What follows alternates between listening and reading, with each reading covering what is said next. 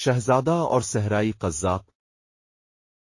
सुनहरी धूप रेगिस्तान के असीम टीलों पर चमक रही थी जब अंडालुसिया का राजकुमार यूसुफ अपनी रेशमी पगड़ी ठीक कर रहा था। उसका काफिला अभी रेगिस्तान के बीच में था कि अचानक एक गिरोह ने उन पर हमला कर दिया। ये साधारण लुटेरे नहीं थे बल्कि प्रशिक्षित डाकू थे। तलवारें टकराईं, ऊंट चिल्लाने लगे और कुछ ही पलों में राजकुमार को बंदी बना लिया गया और एक गुप्त ठिकाने पर ले जाया गया। एक मंद रोशनी वाले तंबू में बंधा हुआ यूसुफ अपने अपहरणकर्ताओं का निरीक्षण कर रहा था। ये आम डाकू नहीं थे, उनके तौर तरीकों में अनुशासन था और उनके हथियारों की चमक उनके योद्धा होने का संकेत दे रही थी। उनके बीच एक युवा लड़की प्रमुख थी जिसकी आंखों में एक अनोखी चमक थी। मैं आमिना बिन तारिक हूँ, उसने ठोस स्वर में कहा। तुम मेरे दुश्मन नहीं हो राजकुमार, जिससे मैं बदला लेना चाहती हूँ वह तुम्हारे पिता का मंत्री उमर अलकिंदी है।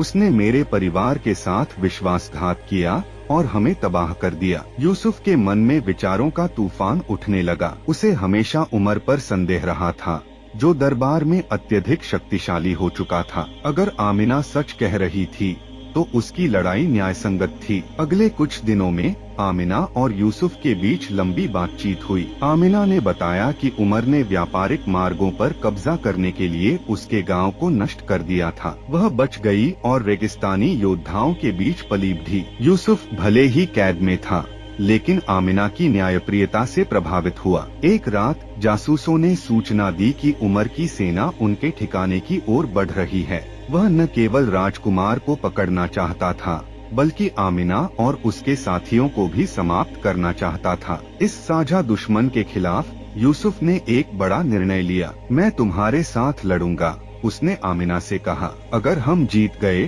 तो मैं अपने पिता को सच्चाई बताऊंगा। युद्ध भयंकर था। चांदनी रात में यूसुफ और आमिना ने बहादुरी से अपनी सेना का नेतृत्व किया। डाकू रेगिस्तानी सांपों की तरह लड़े और यूसुफ ने भी अपनी युद्धकला का परिचय दिया। जब सूरज उगा उमर की सेना हारकर भाग चुकी थी। जीत के बाद यूसुफ अपने पिता के दरबार में लौटा और आमिना की कहानी सुनाई। खलीफा क्रोधित हो गया और तुरंत उमर को गिरफ्तार करने का आदेश दिया। इस प्रकार न्याय स्थापित हुआ। जब राज्य मंत्री की भ्रष्टाचार से मुक्त हो गया, यूसुफ ने एक बार फिर आमिना को खोजा। हालांकि वह रेगिस्तान छोड़ने के लिए तैयार नहीं थी, लेकिन उसने वादा किया कि जब भी न्याय की आवश्यकता होगी वह उसके साथ खड़ी रहेगी। इस प्रकार अंडालुसिया के राजकुमार और रेगिस्तान की डाकू की कहानी हमेशा के लिए अमर हो गई। एक ऐसी गाथा जो वीरता, एकता और सत्य की शक्ति को दर्शाती है।